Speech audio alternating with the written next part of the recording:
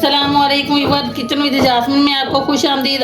आज मैं फिर हाजिर हूँ एक नई और मज़ेदार रेसिपी के साथ। आज मैं आपके लिए चिकन आलू शोरबा की रेसिपी, जो बहुत ही ज़्यादा टेस्टी और इतनी आसान बनती है। यह चिकन बहुत ही लजीज बनेगा। इसकी जो ग्रेवी है वो बहुत ही ज़बरदस्त बनेगी। चले बनाना स्टार्ट करते हैं।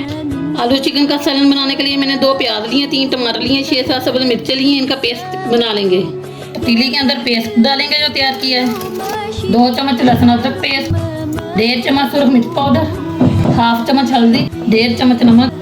मिक्स करेंगे और मीडियम फ्लेम मसाले का पानी खुश्क कर लेंगे। मसाले का पानी खुश्क हो गया, अब ऑयल डाल के भून लेंगे।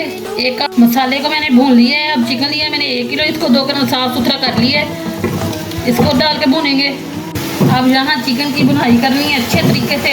चिकन को मैंने भून लिया है, देखें कलर भी कितना प्यारा आया है। अब इसके अंदर आलू डाल के 5-6 मिनट मज़ीद और भुनेंगे। आलूओं को भूनते हुए 5-6 मिनट हो गए हैं। अब इसके अंदर पानी डालेंगे। आप अपनी मर्जी के मुताबिक कम या ज़्यादा पानी डाल सकते हैं। अब हम 15 मिनट के लिए इसको कवर कर देंगे ताकि हमारे आलू अच्छी तरह गल जाएं। हमारा मज़ेदार सा सालन बनकर बिल्कुल तैयार है। इसकी लुक देखें कितनी अच्छी आ रही है। अब इसके ऊपर डाल देंगे गरम मसाला पाउडर 1 चम्मच, थोड़ा कटा हुआ धनिया डाल देते हैं और डोंगे में निकाल के दिखाते हैं हमारा मज़ेदार का सालन कैसे का बना।